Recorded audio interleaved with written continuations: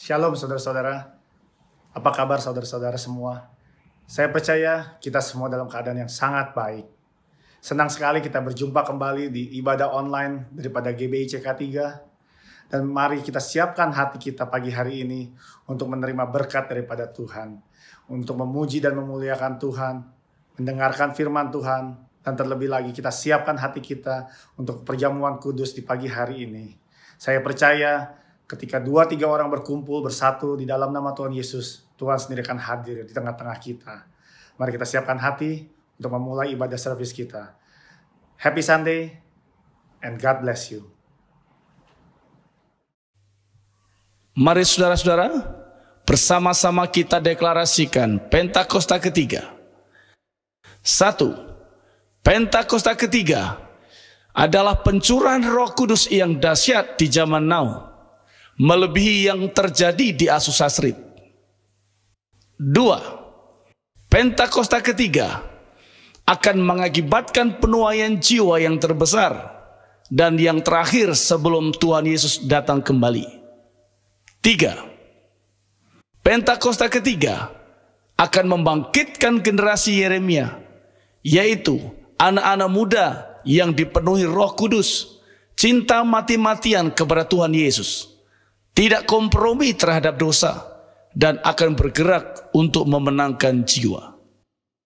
4. Pentakosta ketiga lahir di Indonesia dan bergerak ke bangsa-bangsa. Gerakan ini dari timur ke barat dan akan kembali ke Yerusalem. 5. Pentakosta ketiga akan memberikan kuasa untuk menyelesaikan amanat agung, dan setelah itu Tuhan Yesus datang kembali. Shalom saudara-saudara, mari kita sama-sama nyanyikan lagu ini dengan iman.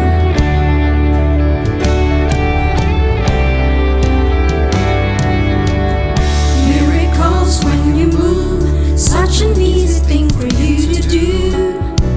Your hand is moving right now. You are still showing up at the tomb of every Lazarus.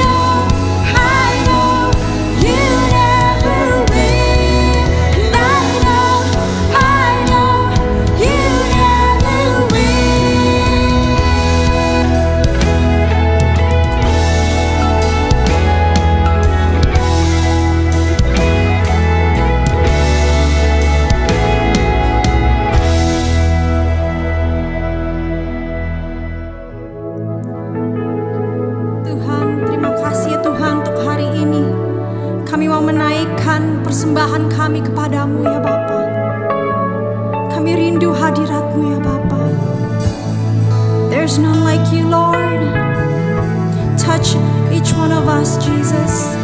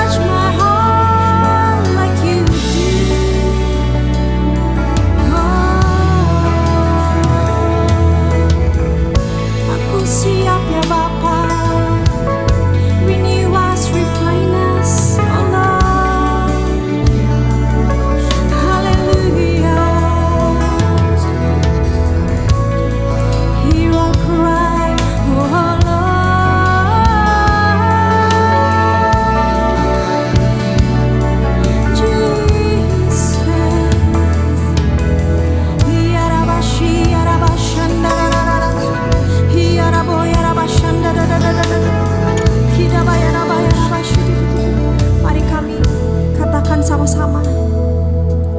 Tuhan, aku rindu. Tuhan, aku siap. Penuhi aku dengan Roh-Mu. Ku rindu hawatan-Mu.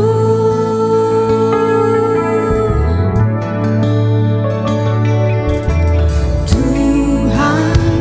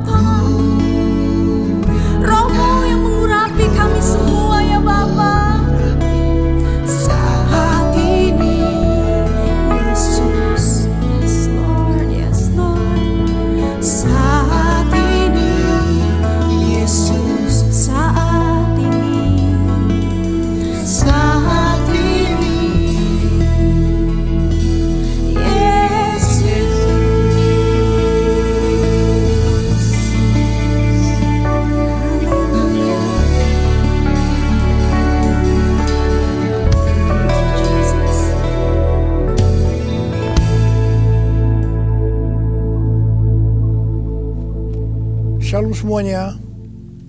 Waktu berjalan begitu cepat. Dengan tidak terasa, tanggal 4 September tahun 2020, keluarga besar GBI Jalan Jenderal Gatot Subroto berumur 32 tahun. Dimulai dengan satu gereja di Gedung Karsa Pemuda, Senayan, Jakarta, yang berjumlah sekitar 400 orang. Sekarang berkembang menjadi 1.200 gereja di dalam dan di luar negeri. Dengan jumlah jemaat lebih dari 300.000 orang, dengan sekitar 9.500 school. DNA gereja kita adalah restorasi Pondok Daud. Saya ingat ada 2 hamba Tuhan yang menubuatkan saya menjadi alat Tuhan untuk merestorasi Pondok Daud, yaitu Pendeta Scheng dari Belanda dan Om Damaris yang merupakan penginjil sepenuh waktu pertama di Indonesia. Mereka saat ini sudah bersama dengan Bapa di sorga. Kisah Para Rasul 15 ayat 15 sampai dengan 18 berkata bahwa Tuhan Yesus akan datang kembali dan merestorasi Pondok Daud yang telah roboh. Ini tidak berarti bahwa restorasi Pondok Daud baru terjadi pada waktu Tuhan Yesus datang kembali. Tetapi restorasi Pondok Daud ini sedang terjadi pada hari-hari ini. Dan akan selesai secara sempurna pada saat Tuhan Yesus datang kembali. Untuk apa Tuhan Yesus merestorasi Pondok Daud? Supaya semua orang lain mencari Tuhan. Dan segala bangsa yang disebut milik Tuhan mencari Tuhan. Ini berarti tujuan Tuhan Yesus merestorasi Pondok Daud supaya terjadi penuaian jiwa besar-besaran. Apa yang dimaksudkan dengan restorasi Pondok Daud? Dalam 25 tahun yang pertama, sejak tahun 1988, pengertiannya adalah doa, pujian, penyembahan bersama-sama dalam unity siang dan malam. Dalam 25 tahun yang kedua, pengertiannya adalah prajurit-prajurit Tuhan yang gagah perkasa, yang mempunyai gaya hidup berdoa, memuji dan menyembah Tuhan dalam unity siang dan malam, dan melakukan kehendak Tuhan pada zaman ini. Jadi hari-hari ini di tengah pandemi COVID-19 yang sedang direstorasi adalah kita-kita, yaitu saudara dan saya, supaya menjadi prajurit-prajurit Tuhan yang gagah perkasa, yang artinya menjadi pemenang. Untuk menjadi pemenang, maka yang pertama, gaya hidup kita adalah berdoa, memuji dan menyembah Tuhan dalam unity siang dan malam. Artinya kita harus hidup intim dengan Tuhan. Kita sekarang sedang direstorasi untuk menjadi lebih intim dengan Tuhan. Untuk menjadi pemenang, maka yang kedua, kita harus melakukan kehendak Tuhan pada zaman now. Dan kita sekarang sedang direstorasi untuk bisa melakukan kehendak Tuhan pada zaman now. Sesuai dengan pesan Tuhan Yesus kepada 7 sidang jemaat dalam kitab Wahyu pasal 2 dan pasal 3.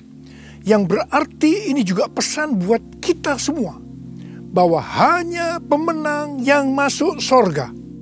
Pada waktu Tuhan Yesus merestorasi saya di tengah-tengah pandemi COVID-19 ini, untuk menjadi lebih intim dengan Tuhan, untuk lebih mengerti kehendak Tuhan pada zaman now, itu sangat menyakitkan. Saya diproses, saya dibersihkan, saya dimurnikan, saya harus diam di rumah, berdiam diri sampai dengan hari ini. Tuhan berbicara kepada saya melalui Yesaya 26 ayat 20 dan 21 yang berkata, "Mari bangsaku, masuklah ke dalam kamarmu, tutuplah pintumu sesudah engkau masuk. Bersembunyilah barang sesaat lamanya, sampai amarah itu berlalu. Sebab sesungguhnya Tuhan mau keluar dari tempatnya untuk menghukum penduduk bumi karena kesalahannya, dan bumi tidak lagi menyembunyikan darah yang tertumpah di atasnya. Tidak lagi menutupi orang-orang yang mati terbunuh di sana." Sampai hari ini, terus terang saya masih merasakan amarah Tuhan belum berlalu. Saya tidak tahu sampai berapa lama kita disuruh bersembunyi barang sesaat lamanya. Pasti ada maksud Tuhan menyuruh kita bersembunyi barang sesaat lamanya. Kalau kita melihat tokoh-tokoh dalam Alkitab, mereka harus bersembunyi atau disembunyikan Tuhan barang sesaat lamanya sebelum melakukan pekerjaan besar. Seperti Nuh dan keluarga. Disuruh bersembunyi oleh Tuhan dalam bahtera selama 1 tahun. Sampai akhirnya Nuh bangkit menjadi bapa atas semua bangsa. Yakub disuruh bersembunyi oleh Tuhan di rumah Laban pamannya ketika harus lari dari Esau. Tetapi 20 tahun kemudian Yakub bangkit dengan keluarga yang baru, kekayaan baru, identitas baru. Dia menjadi Israel, yaitu nama baru untuk umat pilihan Tuhan. Yusuf disembunyikan oleh Tuhan dari usia 17 sampai 30 tahun. Perbudakan dan penjara yang dia jalani menjadi sekolah di mana Tuhan mempersiapkan Yusuf menjadi orang kedua di Mesir setelah Firaun. Musa disembunyikan Tuhan di padang gurun selama 40 tahun.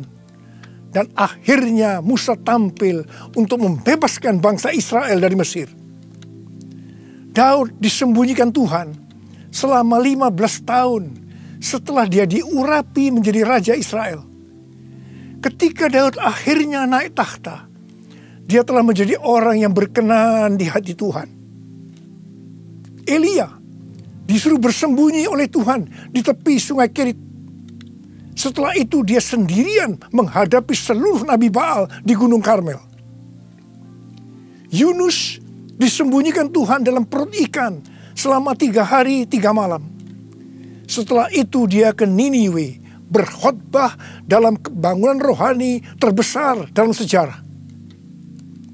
Murid-murid Tuhan Yesus disuruh bersembunyi oleh Tuhan di kamar loteng Yerusalem selama 10 hari.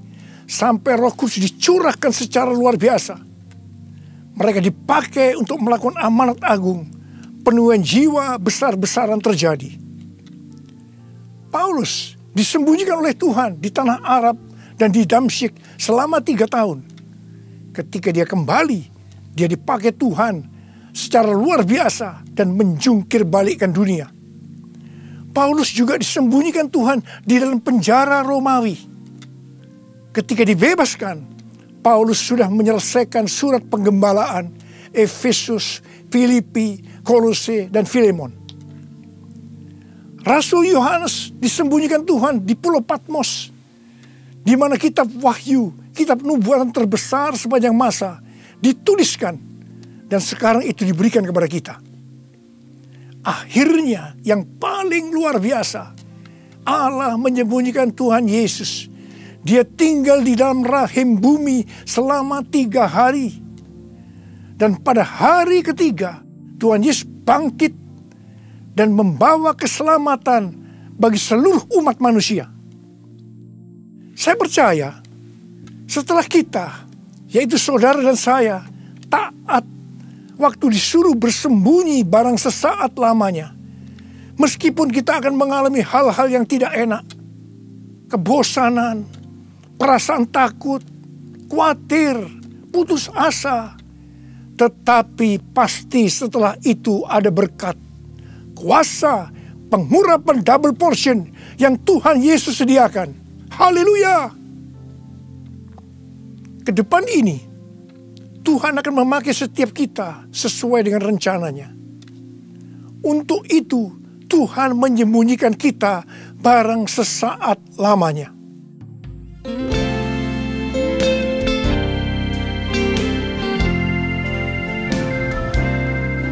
Tuhanku, ya Allahku, Engkau perlindunganku. Hanya kepadamu ku bersujud. Tuhanku, ya Allahku, Engkau perlindunganku. Hanya kepadamu ku bertelut.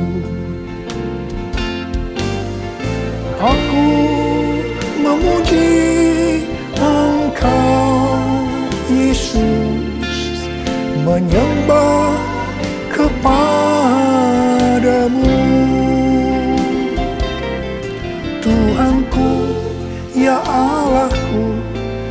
Engkau batu karangku, hanya kepadamu ku bersujud.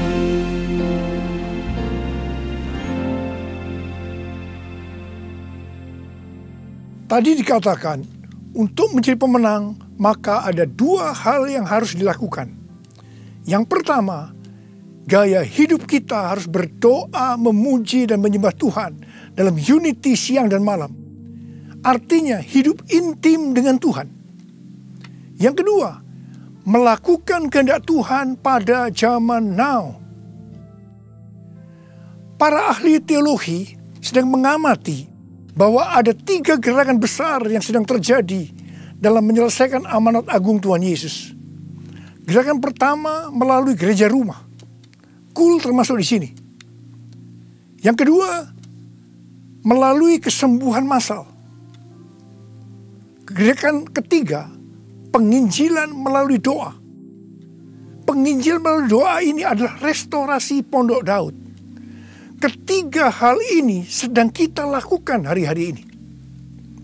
Pada tanggal 17 Agustus 2020, yaitu pada perayaan ulang tahun Indonesia yang ke-75, kita disuruh oleh Tuhan untuk mengadakan Zoom meeting dengan tema Trumpet Call for All Nations, yang diikuti oleh banyak bangsa-bangsa. Pada waktu itu Tuhan menyampaikan pesan bahwa trompet Tuhan sedang berbunyi untuk memanggil umatnya, bangsa-bangsa, untuk berdoa. Melalui Yeremia 33 ayat 3, Tuhan berkata, "Berserulah kepadaku, maka aku akan menjawab engkau dan akan memberitahukan kepadamu hal-hal yang besar dan hal yang tidak terpahami, yakni hal-hal yang tidak kau ketahui." Ada 3 topik doa yang Tuhan mau kita lakukan hari-hari ini. Yang pertama, berdoa untuk negara kita, Indonesia. Yang kedua, berdoa untuk pertobatan. Dan yang ketiga, berdoa untuk penuaian jiwa besar-besaran. Kita harus berdoa untuk negara kita, Indonesia. Sesuai dengan Yeremia 29 ayat 7, kita harus berdoa untuk kesejahteraan negara kita. Karena kalau negara Indonesia sejahtera, maka kita juga akan mengalami sejahtera. Sesuai dengan Yesaya 48 ayat 18, bahwa kesejahteraan akan terjadi kalau kita memperhatikan perintah-perintah Tuhan. Karena itu, marilah kita berdoa bahwa negara Indonesia akan memperhatikan perintah-perintah Tuhan. Sesuai dengan yang terdapat dalam 2 Tawarikh 7 ayat 13 dan 14 yang berkata, kalau kita melihat Tuhan menutup langit sehingga tidak ada hujan, kalau kita melihat Tuhan menyuruh belalang memakan habis hasil bumi, ini berbicara tentang resesi ekonomi. Kalau kita melihat Tuhan melepaskan penyakit sampar di antara umatnya, ini berbicara tentang COVID-19. Maka Tuhan meminta kepada kita untuk merendahkan diri, berdoa, mencari wajah Tuhan, dan berbalik dari jalan-jalan yang jahat. Kalau kita melakukan ini, maka Tuhan akan mendengar dari sorga. Tuhan akan mengampuni dosa-dosa kita. Dan Tuhan akan memulihkan negeri kita, Indonesia, dari pandemi COVID-19 dan resesi ekonomi. Kita juga harus berdoa untuk penuaian jiwa besar-besaran. Sebelum terjadi penuaian jiwa besar-besaran, selalu didahului dengan kebangkitan doa. Sebelum Roh Kudus dicurahkan di kamar loteng Yerusalem 2000 tahun yang lalu, yang disebutkan sebagai Pentakosta pertama, maka murid-murid Tuhan Yesus semua bertekun dengan sehati dalam doa bersama-sama, yang artinya mereka berdoa, memuji dan menyembah Tuhan dalam unity siang dan malam. Ini adalah prinsip restorasi Pondok Daud. Hal ini juga terus dilakukan setelah Roh Kudus dicurahkan. Penuaian jiwa besar-besaran terjadi. Amin. Demikian pula pada waktu Roh Kudus dicurahkan di Azusa Street yang disebutkan sebagai Pentakosta kedua.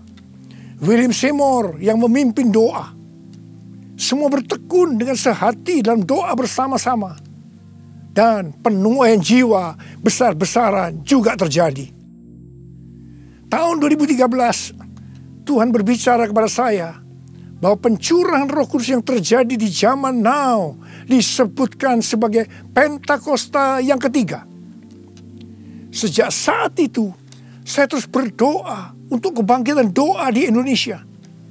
Karena pencurahan yang dahsyat dari Roh Kudus di era Pentakosta ketiga akan terjadi setelah terjadinya kebangkitan doa.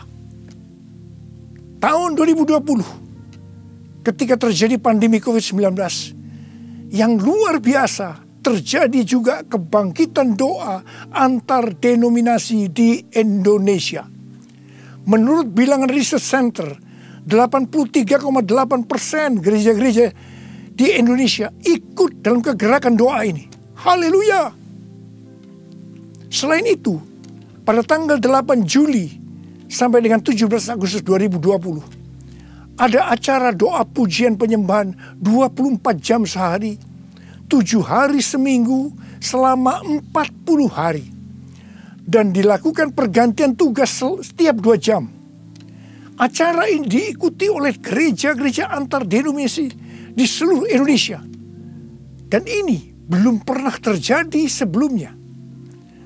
Bagi saya, semua ini merupakan tanda bahwa pencurahan Roh Kudus yang dahsyat dari Pentakosta ketiga akan terjadi.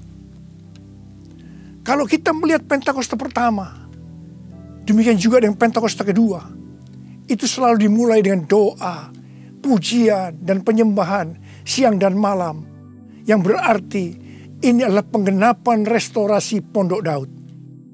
Hal ini juga terjadi pada Pentakosta ketiga. Kita mungkin tidak sadar bahwa selama 32 tahun Tuhan memberikan DNA restorasi Pondok Daud kepada kita. Yang ternyata restorasi Pondok Daud itu untuk mempersiapkan Pentakosta yang ketiga. Kita harus berdoa agar kebangkitan doa, pujian, dan penyembahan terus berlanjut. Pasanya dicurahkan, berkatnya dilimpahkan, penuaian besar sungguh terjadi. Segala bangsa akan datang menyembah Yesus Tuhan, kemuliaan Tuhan telah turun. Kuasanya dicurahkan, berkatnya dilimpahkan, penuaian besar sungguh terjadi. Segala bangsa akan datang menyembah Yesus Tuhan, kemuliaan Tuhan telah turun. Kemuliaan Tuhan telah turun. Tuhan berkata mengenai Daud, bahwa Daud adalah orang yang berkenan di hati Tuhan dan yang melakukan kehendak Tuhan. Jadi Tuhan berkenan kepada Daud karena Daud melakukan kehendak Tuhan. Kehendak Tuhan yang mana? Alkitab berkata bahwa Daud melakukan kehendak Tuhan pada zamannya. Kalau kita merindukan hidup kita berkenan di hati Tuhan, maka kita harus melakukan kehendak Tuhan pada zaman now. Apa kehendak Tuhan pada zaman now? Yang pertama, pada waktu Tuhan Yesus ditanya oleh murid-muridnya tentang tanda kedatangannya dan tanda kesudahan dunia, salah satunya Tuhan Yesus menjawab dari Matius 24 ayat 14 yang berkata, dan Injil kerajaan ini akan diberitakan di seluruh dunia menjadi kesaksian bagi semua bangsa. Sesudah itu barulah tiba kesudahannya. Tuhan Yesus akan datang kembali setelah Injil kerajaan diberitakan ke seluruh dunia menjadi kesaksian bagi semua bangsa. Tuhan Yesus pasti datang kembali. Yang percaya katakan amin. Karena itu Tuhan Yesus memberikan amanat agung kepada murid-muridnya dengan berkata di dalam Matius 28 ayat 19 dan 20.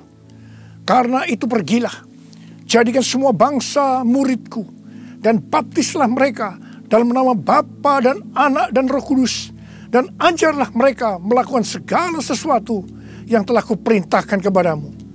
Dan ketahuilah, aku menyertai kamu senantiasa sampai kepada akhir zaman. Tuhan Yesus memberikan tugas kepada kita untuk menyelesaikan amanat agung dengan kuasa dari Roh Kudus. Ini kehendak Tuhan pada zaman now. Yang kedua, kehendak Tuhan pada zaman now adalah sebagai berikut. Dari tanggal 19 September tahun 2020 sampai dengan 7 September 2021, menurut kalender Ibrani, kita memasuki tahun 5781 yang disebutkan dengan P Alef. P Alef artinya 81. P menggambarkan sebuah mulut, di mana peranan mulut adalah untuk memuji, meninggikan, mengucap syukur kepada Tuhan, melepaskan berkat, bukan dipakai untuk berbicara hal-hal yang kotor, gosip, porno, kepahitan, menjalikan orang lain, hoax, dan lain-lain. Alef adalah angka 1. Suatu permulaan yang baru. Yohanes 1 ayat 1 berkata, pada mulanya adalah firman. Firman itu bersama-sama dengan Allah. Dan firman itu adalah Allah. Jadi memasuki tahun P Alef, mari kita berjanji kepada Tuhan untuk menggunakan mulut ini hanya untuk berbicara tentang firman Tuhan. Ini adalah kehendak Tuhan pada zaman now, yaitu menggunakan mulut ini hanya berbicara tentang firman Tuhan. Saudara yang mau melakukan, katakan amin. Mari kita yang mau melakukan ini, kita ikrarkan janji kita ini dengan menyanyikan lagu ini.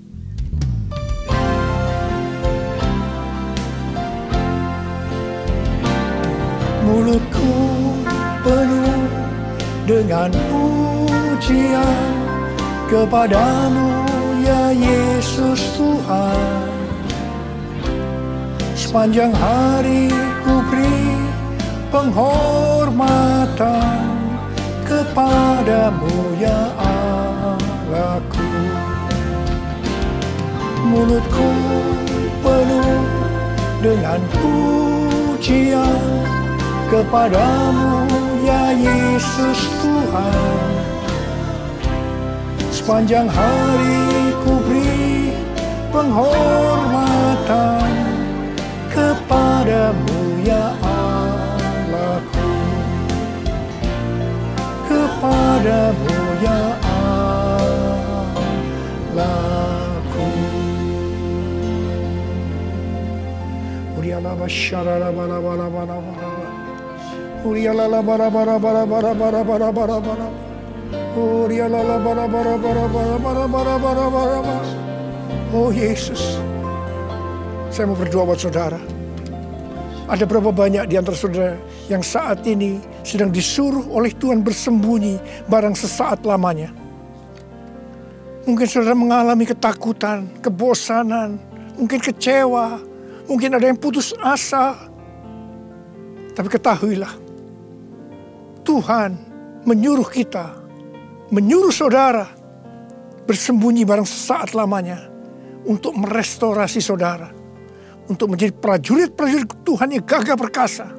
Untuk menjadi pemenang. Dan hanya pemenang yang masuk surga. Tuhan, berikanlah damai sejahtera-Mu buat anak-anak-Mu Tuhan. Kasihani mereka ya Tuhan. Kasihani. Sudah lama Tuhan mereka sedang menunggu-nunggu ini. Terima damai sejahtera Tuhan. Terima kesembuhan. Terima mujizat Tuhan. Oh ralabashikara. Tuhan terima kasih. Ya Tuhan terima kasih. Tuhan terima kasih. Tuhan terima kasih. Terima kasih Tuhan. Terima kasih. Dalam nama Yesus. Amin. Mari kita akan masuk ke dalam perjamuan kudus. Kita akan mengingat ayat ini. Sebab setiap kali kamu makan roti ini dan minum cawan ini, kamu memberitakan kematian Tuhan sampai ia datang.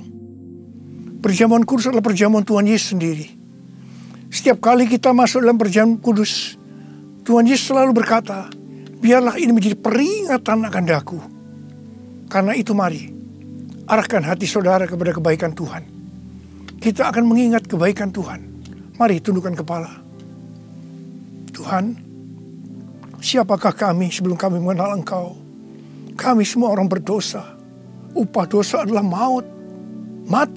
Mati kekal selama-lamanya. Tempatnya di neraka. Tuhan, Engkau datang ke dalam dunia ini untuk menyelamatkan kami semua ya Tuhan. Kau angkat kami sebagai anak-anak-Mu. Engkau berkati kami, Engkau tuntun kami, Engkau bela kami, Engkau tegur kalau kami salah. Engkau sembuhkan kami, Engkau jagai kami ya Tuhan. Dalam masa pandemi ini Tuhan, itu Engkau ya Tuhan.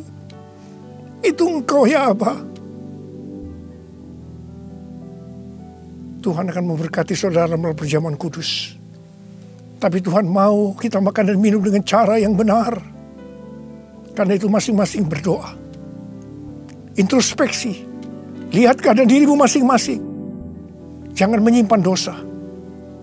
Kalau ada dosa yang Tuhan ingatkan saat ini, langsung minta ampun. Ampuni saya Tuhan.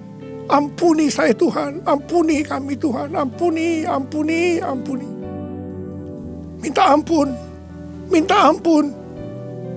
Tuhan, anak-anak-Mu sedang meminta ampun kepadamu. Kasihani mereka Tuhan. Ampuni mereka Tuhan. Ampuni. Ya Bapa, ya Bapa. Ya Bapa, ya Bapa. Bapa, terima kasih. Kami akan masuk dalam perjamuan kudus dengan hati yang penuh ucapan syukur. Dalam nama Yesus kami berdoa. Amin. Mari, angkat roti di tangan kanan saudara tinggi-tinggi. Sebab apa yang telah kuteruskan kepadamu telah aku terima dari Tuhan. Yaitu bahwa Tuhan Yesus pada malam waktu ia diserahkan mengambil roti. Dan sesudah itu yang mengucap syukur atasnya. Ia memecah-mecahkannya dan berkata, inilah tubuhku yang diserahkan bagi kamu. Perbuatlah ini menjadi peringatan akan aku. Sudah dikasih Tuhan, bukankah roti yang kita pecah-pecahkan ini adalah persekutuan kita dengan tubuh Kristus? Mari kita makan dalam nama Yesus.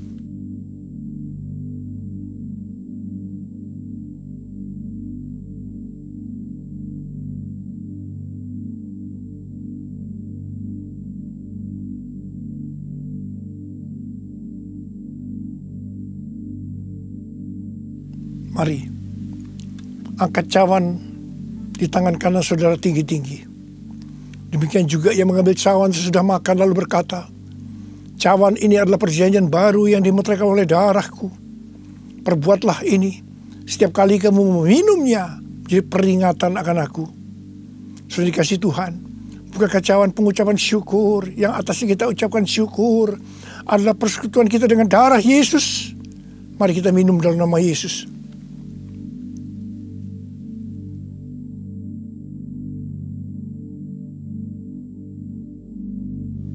Mari, angkat tangan saudara. Ucapkan syukur dengan suara. Jangan diam. Tuhan terima kasih. Tuhan terima kasih. Kami bersyukur ya Tuhan. Buat kebaikan-Mu ya Tuhan. Kami bersyukur ya Tuhan. Kami bersyukur ya Aba. Kami bersyukur.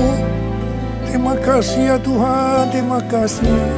Terima kasih Yesusku. Terima kasih Yesusku. Puji syukur hanya bagi Tuhanku.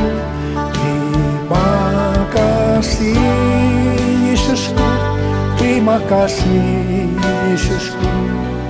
Puji syukur hanya bagi Tuhanku.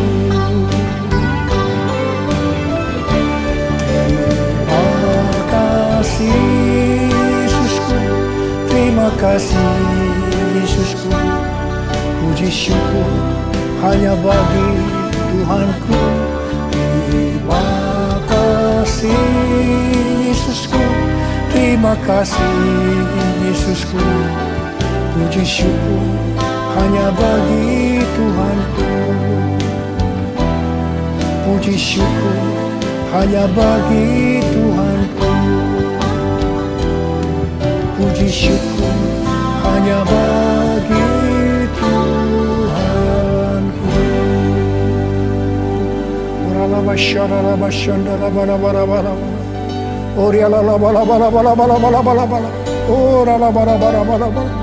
Oh Yesus, Yesus, Yesus, Yesus, Yesus, Tuhan Yesus, Tuhan Yesus, Tuhan Yesus. Angkat tangan saudara, terimalah berkat Tuhan. Kasih karunia yang berlimpah-limpah daripada Allah Bapa dalam anak yang tunggal Yesus Kristus. Persekutuan yang manis dengan Roh Kudus menyertai saudara sekalian mulai hari ini sampai Tuhan Yesus datang menjemput kita di awan-awan dan bahkan sampai selama-lamanya. Yang percaya bersama-sama katakan amin.